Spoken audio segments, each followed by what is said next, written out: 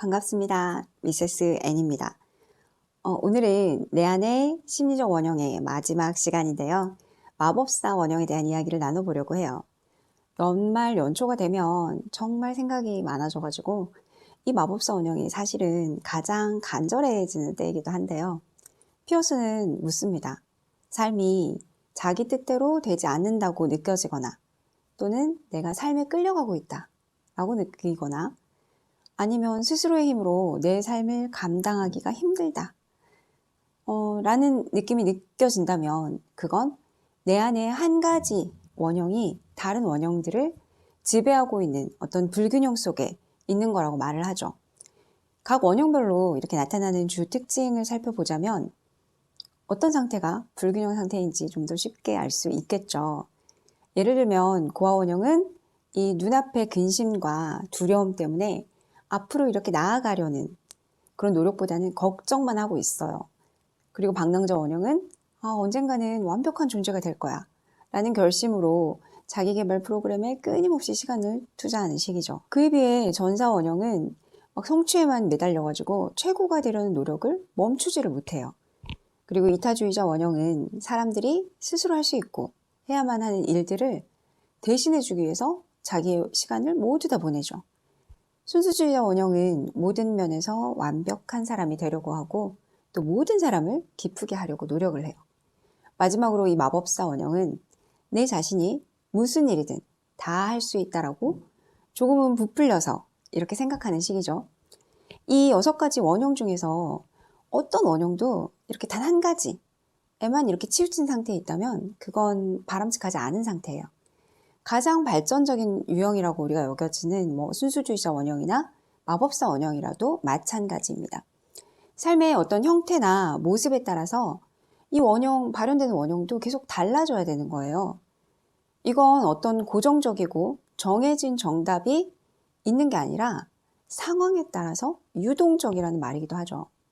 아무리 좋은 것도 상황과 시기에 관계없이 무조건이라는 건 없다는 게 우리 마음에서도 이렇게 적용이 되는 것 같아요.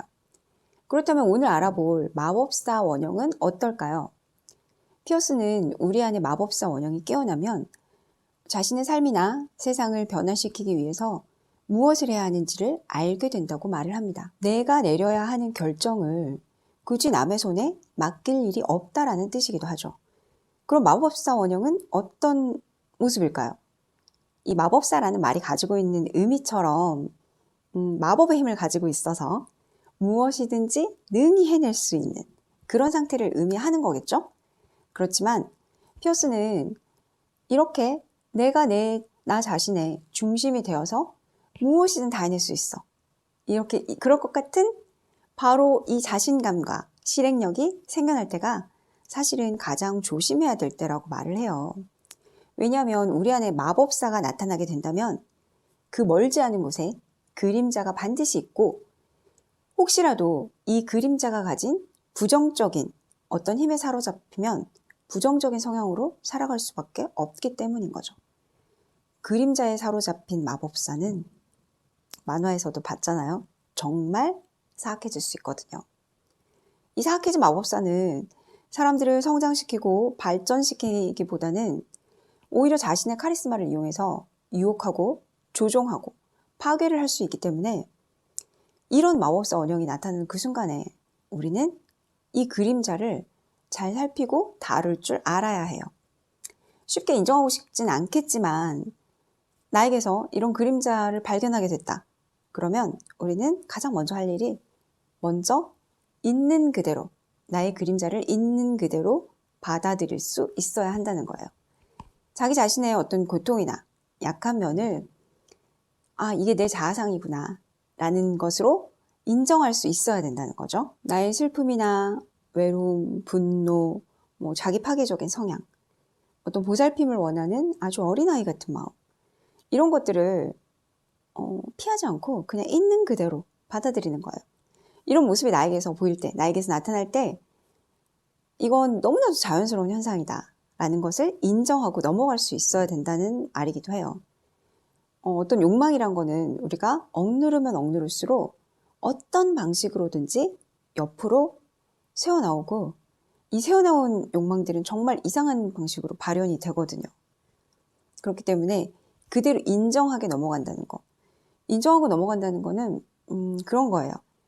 아, 내가 그렇게 좀 어린애 떼쓰는 것처럼 마음을 먹었네 하는 생각이 딱 들면 아니야 내가 언제? 뭐 이러면서 자기 합리화를 한다거나 이런 게 아니라 부인하거나 어떤 다른 이유를 찾는 게 아니라 그럴 수도 있지. 이렇게 나이가 많은 나에게도 그렇게 어린이 떼쓰는 것처럼 그런 아이 같은 그런 마음을 먹을 수도 있지. 그런 생각을 할 수도 있지.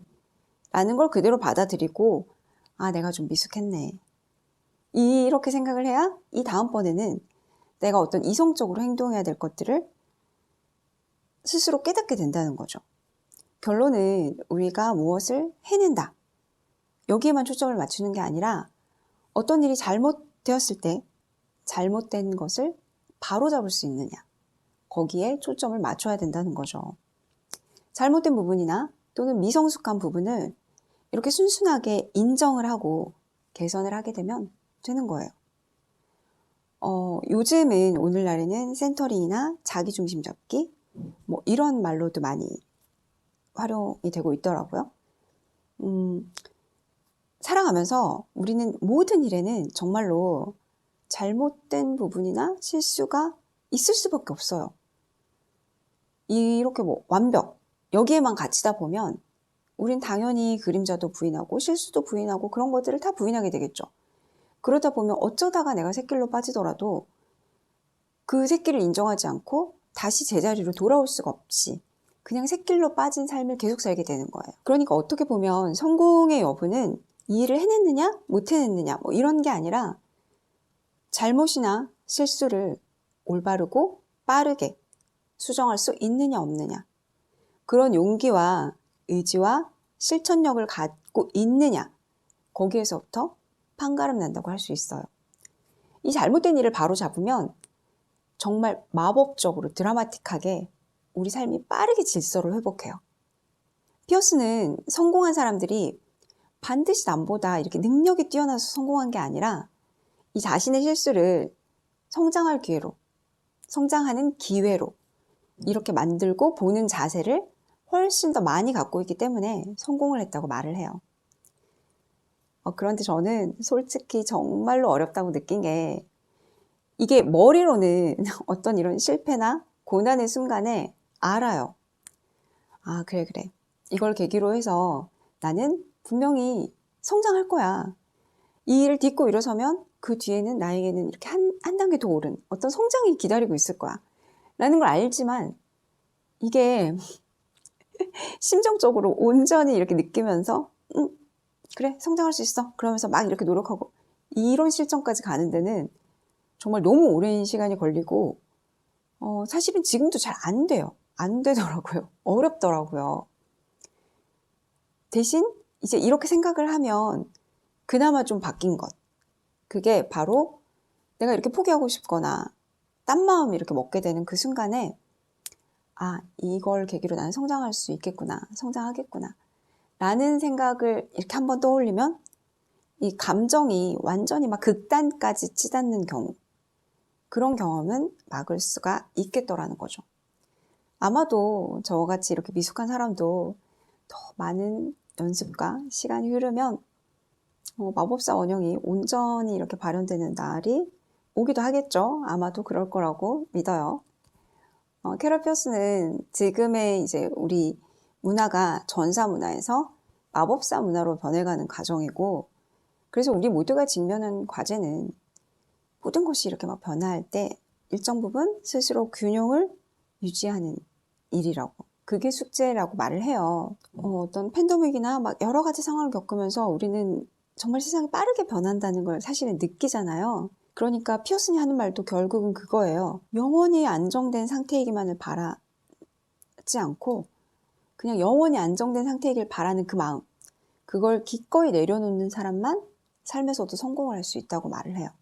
피어슨이 이 말을 한 지는 정말 몇십 년이 지났지만 오히려 그분은 이렇게 한참 빠르게 변하는 지금을 예측하지 않았나 싶어요. 이제 새해도 시작이 됐고 또 새로운 결심과 다짐들을 많이 하셨겠지만 올해는 여러분 모두의 상황에 따라서 이 6가지 원형을 좀 적절히 활용하면서 각자가 가진 아름다운 삶의 무늬를 좀 새길 수 있는 시간이 되었으면 좋겠어요. 오늘도 이렇게 함께 해주셔서 감사드리고요. 저는 다음 시간에 우리의 마음을 더 유연하고 단단하게 만들어줄 수 있는 이야기로 준비해서 오도록 할게요. 당신을 기다립니다.